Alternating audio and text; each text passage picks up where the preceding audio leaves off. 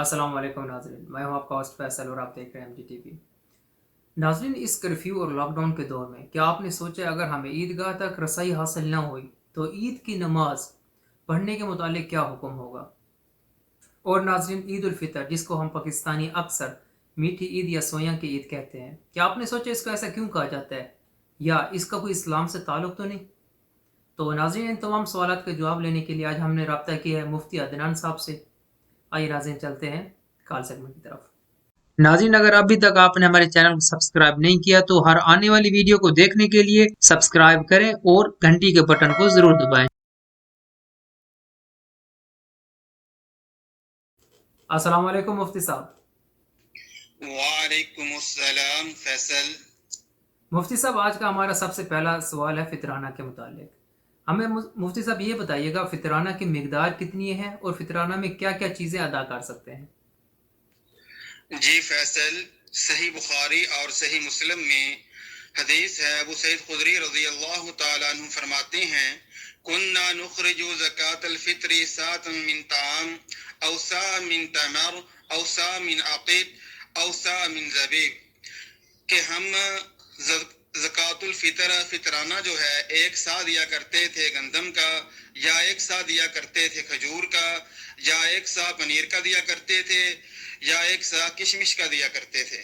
सा किसी चीज की मिकदार मापने का बर्तन या टोपा है। सा के अंदर 2 किलो 100 ग्राम वजन आता है। अहनाफ चूंकि एहतियात के कायल हैं, उनके यहाँ 2.5 किलो वजन बनता है। एक सा में 2.5 किलो वजन बनता है। गंदम, खजूर, पनीर या किशमिश का फितराना 2.5 किलो एक आदमी के इतबार से देना चाहिए पर हेड। 2.5 किलो खजूर, किशमिश या गंदम या जौ जो है ये देना चाहिए। हर मुसलमान को अपनी इस्तिताअत के मुताबिक देना चाहिए। अगर कोई आदमी जिसके साहिब इस्तिताअत है तो उसे खजूर या जौ का फितराना देना चाहिए या किशमिश के हिसाब से फितराना देना चाहिए। सही। तो मुफ्ती साहब, हमें ये भी बताइएगा कि ये फितराना क्या हर शख्स पर फर्ज है या तो फिर ज़कात की तरह इसका भी कोई निसाब है? पहली बात तो ये। दूसरी बात ये हमें बताइएगा कि जो शख्स फितराना अदा नहीं करता तो कुरान और हदीस की रोशनी में उसके लिए क्या सज़ा और जज़ा का हुक्म है? जी फैसल, फितराना हर मुसलमान पर फर्ज है। इसमें साहब निसाब और साहब इस्तिताअत होने की कोई शर्त नहीं है।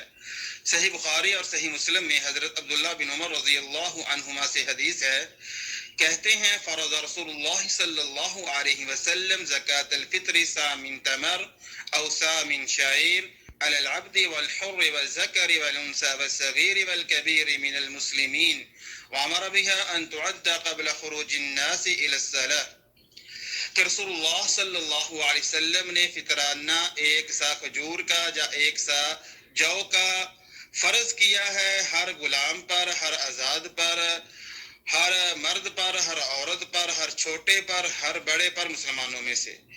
और आपने ये हुक्म दिया है कि फितराना जब लोग नमाज के लिए निकलें उससे पहले पहले अदा कर दिया जाए।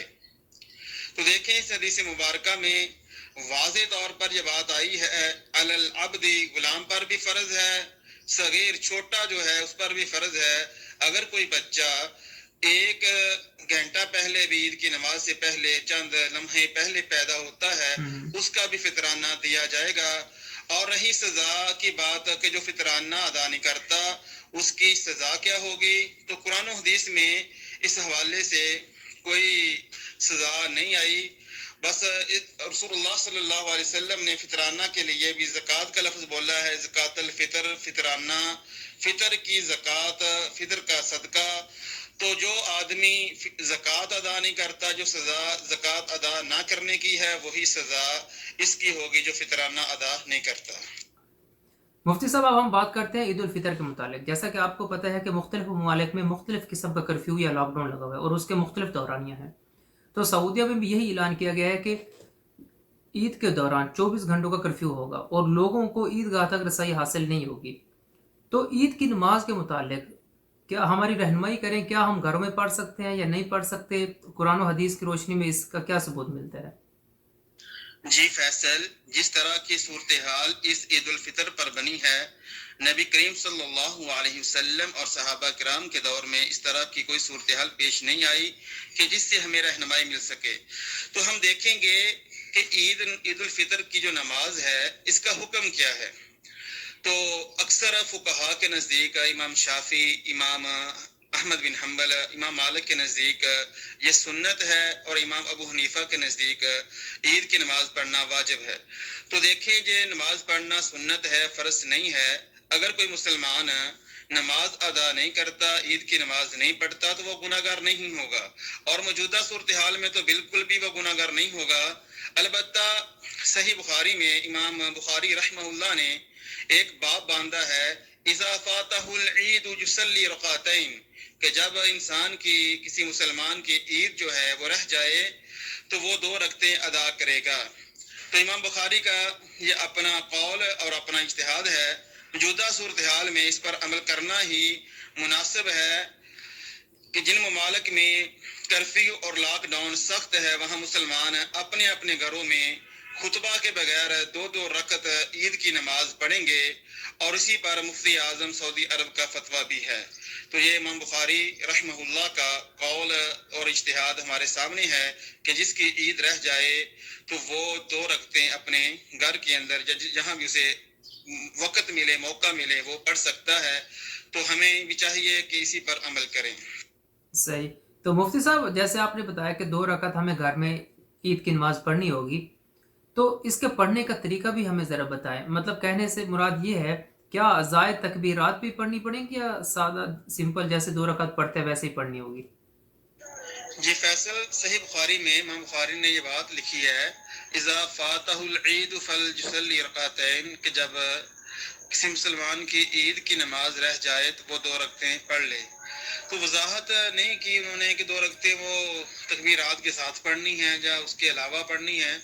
تو عید کی نماز کے اندر چونکہ تکبیرات ہوتی ہیں، اس وجہ سے سعودی علماء نے بھی یہ فتویٰ دیا ہے۔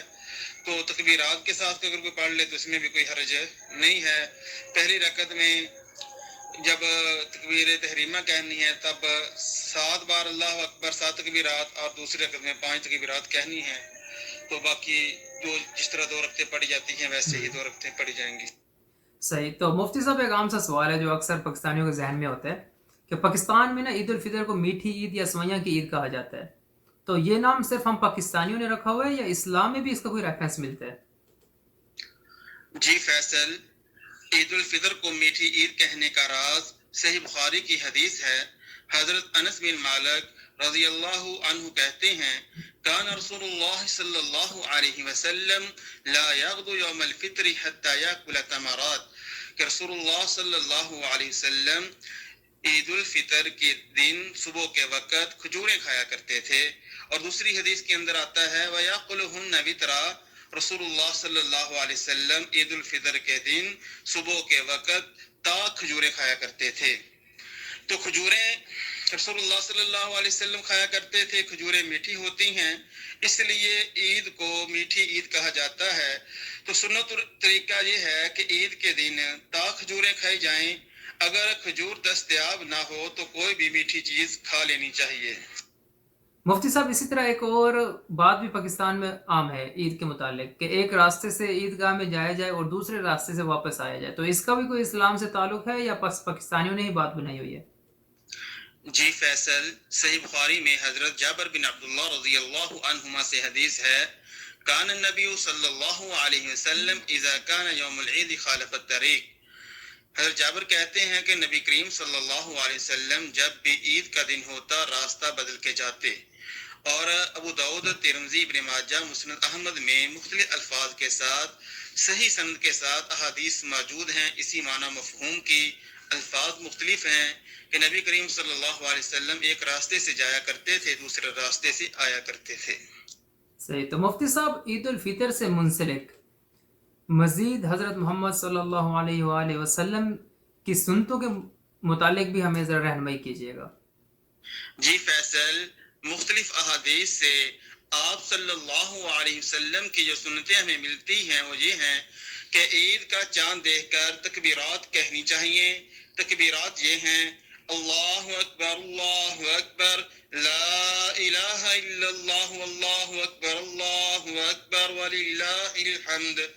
عید الفطر سے پہلے فطرانہ ادا کرنا چاہیے، یہ صحیح مسلم کی حدیث ہے۔ غسل کرنا چاہیے، اچھا لباس پہننا چاہیے، خوشبو لگانی چاہیے اور مسواک کرنی چاہیے۔ عید الفطر سے پہلے تا کھجوریں کھانی چاہیے۔ عید الفطر کے لیے عیدگاہ جانا چاہیے، عیدگاہ پیدل جانا چاہیے، اپنے دوست احباب کے ساتھ جانا چاہیے۔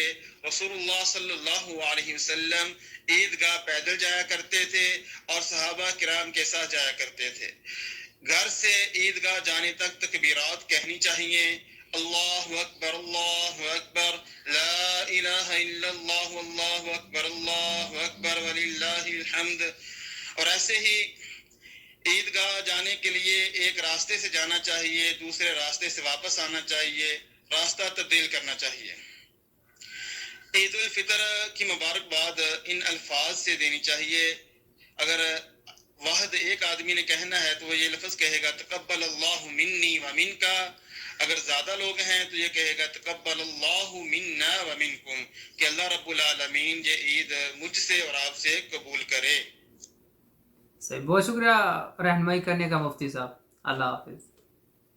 جی ناظرین، جیسا کہ آپ نے مفتی صاحب سے سنا کہ اگر ملکی پابندیوں کی وجہ سے آپ کو عیدگاہ تک رسائی حاصل نہیں ہے تو آپ عید کی نماز گھر پڑھ سکتے ہیں، اور یہی فتویٰ سعودیہ کے شیخ نے بھی لگایا ہے، اور سعودی غزل میں اس کی خبر بھی پراپرلی نشر کی گئی ہے۔